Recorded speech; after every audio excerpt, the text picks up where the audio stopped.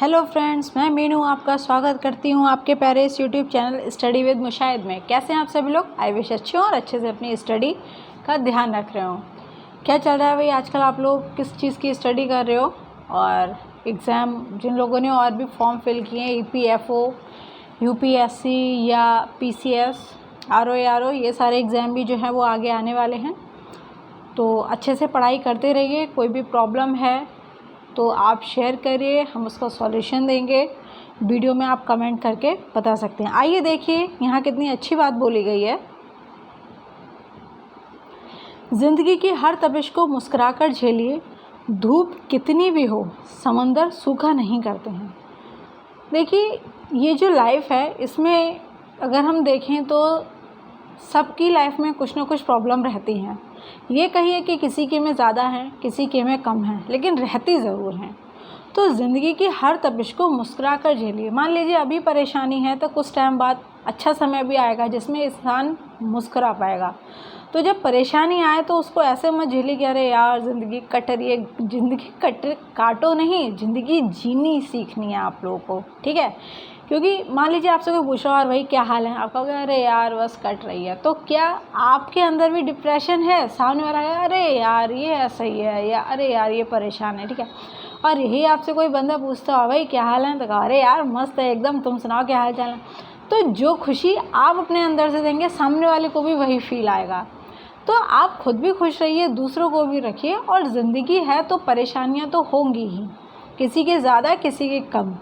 ये कंप्लेंट हम भगवान से नहीं कर सकते कि भैया मेरी लाइफ में बहुत ज़्यादा परेशानी है, सामने वाले के कम है। आपको क्या मालूम सामने वाला इंसान क्या क्या बर्दाश्त कर रहा है, क्या क्या झेल रहा है, ठीक है?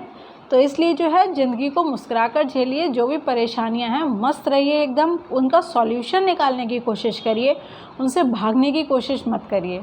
क्योंकि आज अगर समय ख़राब है तो अच्छा समय भी उसके बाद ज़रूर आएगा, ठीक है? तो ज़िंदगी की हर तपिश को मुस्कुरा कर झेलिए, धूप कितनी भी हो समंदर सूखा नहीं करते। क्योंकि कितनी भी परेशानी क्यों ना आ जाए, एक दिन अच्छा दिन तो आता ही, अच्छा समय आता है, ठीक है? तो इस बात को ध्यान रखिएगा। मैं आप लोगों को जो है पॉलिटी की सेकंड वीडियो लेकर आई हूँ आज। नेक्स्ट टॉपिक है इसमें जो है संविधान से जो भी चीज़ें संविधान में विदेशी स्रोत जो हैं उनके बारे में मैं डिस्कस करूँगी और बहुत ही ईजी वे में बताने की कोशिश करूँगी आप लोगों को। आई विश आप लोगों को फर्स्ट पार्ट भी अच्छे से समझ में आया होगा। और अगर उसमें कोई दिक्कत हो तो प्लीज़ आप लोग कमेंट करके बताइए, मैं उसको फिर से बताने की कोशिश करूँगी, ठीक है? तो नेक्स्ट वीडियो जो है हम स्टार्ट करते हैं। और मेरी वीडियो को प्लीज़ लाइक करिए, कमेंट करिए, शेयर करिए, डिसलाइक भी कर सकते हैं, लेकिन जो प्रॉब्लम है प्लीज़ उसके बारे में ज़रूर आप कमेंट करके बताइए, ठीक है?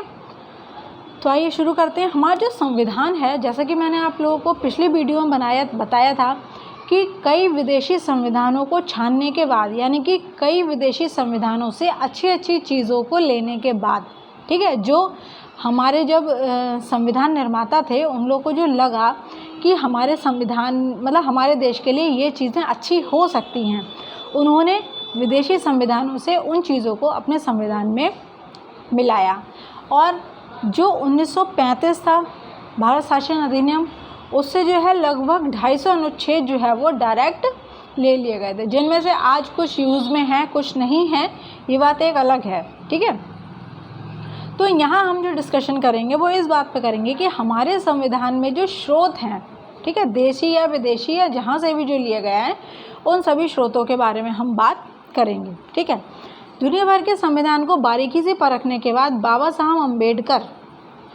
साहब अम्बेडकर ने भारतीय संविधान का मसौदा तैयार किया और भारतीय संविधान के अनेक देशी और विदेशी स्रोतों को यहाँ दिखाया जा रहा है, ठीक है?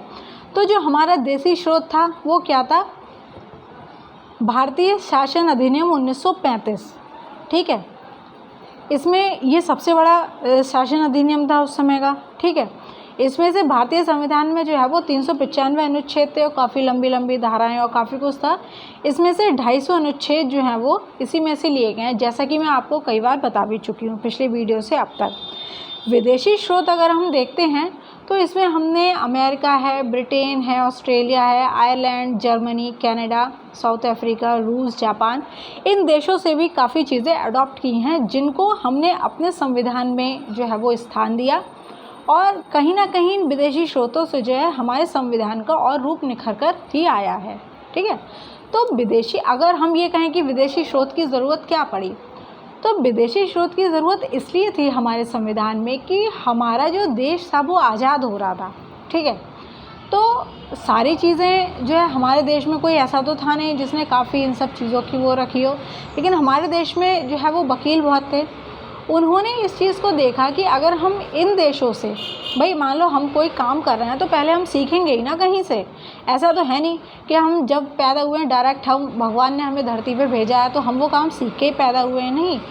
वो चीज़ हमें पृथ्वी पे आके सीखनी होती है। मतलब माँ के पेट से कोई भी बच्चा जो है वो सीखा हुआ पैदा नहीं होता है। वो जब वो पृथ्वी पे आ जाता है, चीज़ों को देखता है, समझता है, तब जो है वो शुरू करता है। जैसा कि आप एग्जाम्पल ले लो, एक बच्चा ही है, जब उसका जन्म होता है तो ये वो डायरेक्ट बोलना स्टार्ट कर देता है? नहीं, आप देखते हैं कि वो देखता है कि हाँ उसके माता पिता, उसके परिवारजन किस चीज़ को क्या बोल रहे हैं, क्या उससे बुलवा रहा है, तब वो सीख सीख के बोलता है। हम देखते हैं हमारे भारत में जो है बच्चे हिंदी से स्टार्ट करते हैं। ठीक है, विदेश में जो बच्चे हैं जहाँ इंग्लिश लैंग्वेज जो है वहाँ की मदर टंग है तो वो इंग्लिश में बात करते हैं। तो ये क्या होता है, बच्चा सीखता है देखकर। तो हमारे यहाँ भी क्या था, जब संविधान बनाया जा रहा था, क्योंकि हमारा पहले तो संविधान बन नहीं चुका था, ठीक है, कि एक बार बन चुका है और हमें उस चीज़ का एक्सपीरियंस है। तो हमारे संविधान निर्माताओं ने जो है वो चीज़ों को देखा कि अच्छा ये चीज़ें अच्छी हैं, हम इनको अपने यहाँ अडॉप्ट कर सकते हैं और इनको इम्प्लीमेंट भी कर सकते हैं, ये हमारे देश के लिए, देश के नागरिकों के लिए बहुत ही अच्छी रहेंगी। तो उन्होंने इन देशों से जो है अच्छी अच्छी चीज़ों को जो है वो अडॉप्ट कर लिया। आई होप आप लोगों को समझ में आ रहा होगा। भीमराव अंबेडकर जी ने कहा है कि संविधान के मूल विचारों पर किसी देश का पेटेंट नहीं है। संविधान के जो मूल विचार हैं उन पर किसी भी देश का कोई पेटेंट नहीं है। इसमें से अच्छे विचारों को लिया जा सकता है। मान लीजिए अब कोई देश है, वो अपना संविधान अब बना रहा है, तो इस बात की पूरी संभावना है कि वो भारत के संविधान में से भी कुछ चीज़ें अडॉप्ट करेगा या कर सकता है। पूरी पॉसिबिलिटी है। क्यों? क्योंकि अगर वो अपना उसे कुछ अच्छा लगता है कि हाँ भारत का संविधान में ये चीज़ अच्छी है, इसे हमें अपने देश में लागू करना चाहिए, अडॉप्ट करना चाहिए हमें इंडियन कॉन्स्टिट्यूशन से, तो वो हमारे देश के संविधान से उस चीज़ को ले सकता है। ठीक है, आप ये नहीं कह सकते कि नहीं। हमारे बहुत से लोग होते हैं जिनका काम सिर्फ आलोचना करना होता है, वो हमारे देश के संविधान के लिए जो है उधार का संविधान या इस तरीके से चीज़ शब्द भी प्रयोग करता है, तो ये कोई मैटर नहीं करता, क्योंकि हमारे देश के जो संविधान निर्माता थे उन्होंने बहुत मेहनत की है, बहुत ही अच्छे से। जैसे कि मैंने आप लोगों को बताया 2 साल 11 महीने 18 दिन का समय लगा, काफ़ी बैठकें हुई, और मतलब हमारा जो देश है वो इतना बड़ा है। ठीक है, कश्मीर से लेके कन्याकुमारी तक, गुजरात से लेकर अरुणाचल प्रदेश तक, तो इस देश में विविधता है बहुत ज़्यादा। मौसम से लेके, भाषा से लेके, खाने पीने से लेके, पहनावे से लेके। ठीक है, तो इतनी ज़्यादा विविधता होने के बाद जो है जाहिर सी बात है संविधान को जो है बहुत ही ज़्यादा संभाल के, समझ कर, बहुत ही मतलब जो है कि संजो कर उन्होंने बनाया है। तो उसमें टाइम तो लाजमी है, ज़्यादा लगना है। तो क्योंकि उनकी ये टेंशन है कि भाई सभी वर्ग को, ठीक है, सभी जातियों को, सभी लोग को जो है वो सारी चीज़ें, सुख सुविधाएं मिल पाएँ, तो इसी चीज़ का ख्याल रखा गया। इसीलिए जो है वो इतना टाइम लगा और इतनी बहुत ज़्यादा उनको मेहनत करनी पड़ी। ठीक है, अब हम देखते हैं कि भारतीय संविधान के जो विदेशी स्रोत हैं, यानी कि जो फॉरेन कंट्रीज़ हैं, वहाँ से क्या क्या चीज़ अडॉप्ट की गई है। तो आपने देखा कि भारत शासन अधिनियम, उससे तो डायरेक्ट 250 जो है वो अनुच्छेद ऐसे ही ले लिए गए थे। अगर हम उसकी भी बात करें, भारत शासन अधिनियम 1935 की, तो इसमें से अगर हम देखें तो संघीय तंत्र, राज्यपाल का कार्यालय, न्यायपालिका, लोक सेवा आयोग, आपातकालीन उपबंध, प्रशासनिक विवरण, इस तरीके की काफ़ी चीज़ें जो हैं वो इससे ली गई हैं। अब विदेशों से तो जो है वो जो चीज़ें ली गई हैं उनका मैं डिस्कशन आपको अभी करके दिखा रही हूँ।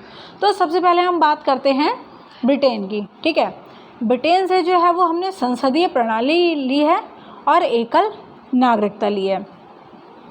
संसदीय प्रणाली, जो हमारे यहाँ संसद है, ठीक, लोकसभा, राज्यसभा, ये चीज़ जो है हमने ली है। एकल नागरिकता, यानी कि एक ही नागरिकता, अगर मतलब जैसे हम भारत के नागरिक हैं तो हम किसी अन्य देश की नागरिकता नहीं ले सकते हैं, या अगर हम किसी अन्य देश की नागरिकता लेंगे तो हमारी जो है वो भारतीय नागरिकता स्वतः ही समाप्त हो जाएगी। लेकिन 2015 के बाद जो है वो तो कुछ संशोधन हुए हैं, ठीक है। 2015 के बाद जो संशोधन हुए हैं उसके तहत जो कुछ विशेष नियम हैं, जिसके तहत कुछ लोगों को जो है वो नागरिकता डबल परमिशन मिल गई है, लेकिन सभी के लिए ऐसा नहीं है। तो फिलहाल भारत में जो है वो एकल नागरिकता का ही वो मतलब प्रावधान है। संयुक्त राज्य अमेरिका की अगर हम बात करें तो, एक सेकंड रुक जाइए, इसमें संसदीय प्रणाली और एकल नागरिकता तो मुख्य रूप से है ही, इसमें विधि का शासन जो है वो ब्रिटेन से लिया गया है, विधायी प्रक्रिया, मंत्रिमंडल प्रणाली, परमाधिकार लेख, संसदीय विशेष अधिकार और द्वै सदनवाद, ये सारी चीज़ें जो हैं वो ब्रिटेन से ली गई हैं, ठीक है। फिर हम देखते हैं संयुक्त राज्य अमेरिका, यानी कि अमेरिका जिसको आज सुपर पावर बोला जा रहा है। तालिबान में आप स्थिति देख रहे हैं सुपर पावर की क्या है, वहाँ से भागे हैं बेचारे अपनी इज्जत बचा के। कोई नहीं, अफ़गानिस्तान की हालत ख़राब करवा दी, और कुछ नहीं है फ़िलहाल तो देखते हैं इनसे क्या क्या लिया गया है। मौलिक अधिकार, जो हमारे फंडामेंटल राइट्स हैं, मतलब एक व्यक्ति को जीवन जीने का अधिकार, बोलने का अधिकार, यहाँ वहाँ घूमने का अधिकार, ठीक है, धर्म की स्वतंत्रता, ये काफ़ी सारी चीज़ें जो हैं मतलब मौलिक अधिकारों के अंदर। मैं आगे आपको बताऊंगी, मतलब जब फंडामेंटल राइट्स पढ़ाऊंगी, मौलिक अधिकार पढ़ाएंगे जब डिटेल में, तब मैं उसमें आपको बताऊंगी। तो ये कहाँ से लिए गए हैं? संयुक्त राज्य अमेरिका से। राष्ट्रपति निर्वाचन, यानी कि राष्ट्रपति का जो पद है, ठीक है, राष्ट्रपति का जो पद है उसको यहाँ से लिया गया है। उपराष्ट्रपति को भी संयुक्त राज्य अमेरिका के संविधान से ही लिया गया है। और न्यायपालिका की व्यवस्था, अगर हम इसको एक लाइन में देखें तो मूल अधिकार और राष्ट्रपति का पद, उपराष्ट्रपति का पद और न्यायपालिका की व्यवस्था, साथ ही इससे जो है वो न्यायपालिका की स्वतंत्रता ली गई है, ठीक है। न्यायपालिका की स्वतंत्रता मतलब जो हमारा सुप्रीम कोर्ट है या कोर्ट है, न्याय की व्यवस्था है, उस पर किसी का कंट्रोल नहीं है, वो स्वतंत्र है, ठीक है। और न्यायिक पुनरावलोकन का सिद्धांत जो है वो भी अमेरिका से ही लिया गया है, जुडिशियल रिव्यू, ठीक है। और जो है हमने इससे उच्चतम न्यायालय, उच्च न्यायालय के न्यायाधीशों के पद से हटाया जाना और राष्ट्रपति पर महाभियोग जो लगता है, ये भी जो है वो हमने अमेरिका से ही लिया गया, यानी कि महाभियोग की प्रक्रिया जो है वो भी अमेरिका से ही ली है, ठीक है। अब आते हैं हम आयरलैंड पे। आयरलैंड में जो है राज्य के नीति निर्देशक तत्व, ठीक है, जिन पे DPSP बोला जाता है, ये कहाँ से लिए गए हैं? आयरलैंड से। राज्यसभा में राष्ट्रपति द्वारा सदस्यों का नामांकन, ये भी आयरलैंड से लिया गया। राज्यसभा में राष्ट्रपति द्वारा सदस्यों का नामांकन, जो 12 सदस्य चुने जाते हैं उनको राष्ट्रपति कैसे चुनेगा, राज्यसभा में क्या क्या फील्ड होती हैं उनकी, इन सारी चीज़ों का विवरण कहाँ से लिया गया है? आयरलैंड से, ठीक है।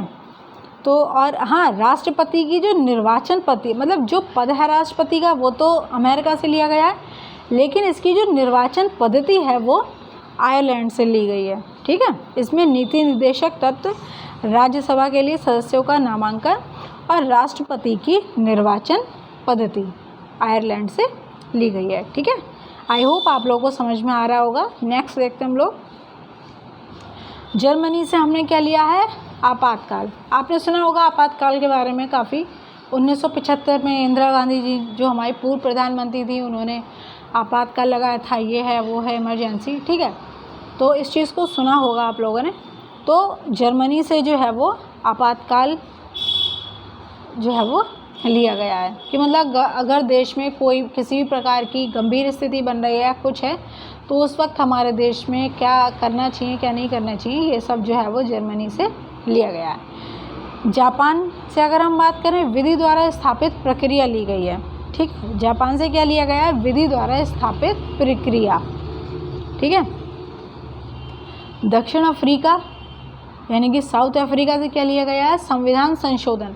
मतलब संविधान में अगर हमें कुछ नया जोड़ना है या संविधान में कुछ एक्स्ट्रा चीज़ है उसको हटाना है या परिवर्तित करना है तो वो किससे किया जाता है? संविधान संशोधन के द्वारा। ठीक है, तो वो हमने कहाँ से लिया है? साउथ अफ्रीका यानी कि दक्षिण अफ्रीका से। ऑस्ट्रेलिया से हमने क्या लिया है? समवर्ती सूची। देखो जो समवर्ती सूची का विभाजन जो है, समवर्ती सूची जो है हमने कहाँ से ली है? ऑस्ट्रेलिया से ली है। तो इसमें जो है वो केंद्र के, राज्य के और दोनों के, ठीक है, संघ सूची, राज्य सूची और समवर्ती सूची यानी कार्यों को इन 3 सूचियों में विभाजित किया है। ठीक है, जैसे कुछ काम हैं जो सिर्फ सेंटर के हैं तो वो संघ सूची में हैं। कुछ काम हैं जिनमें एक सेकंड थोड़ा पानी पी लूँ।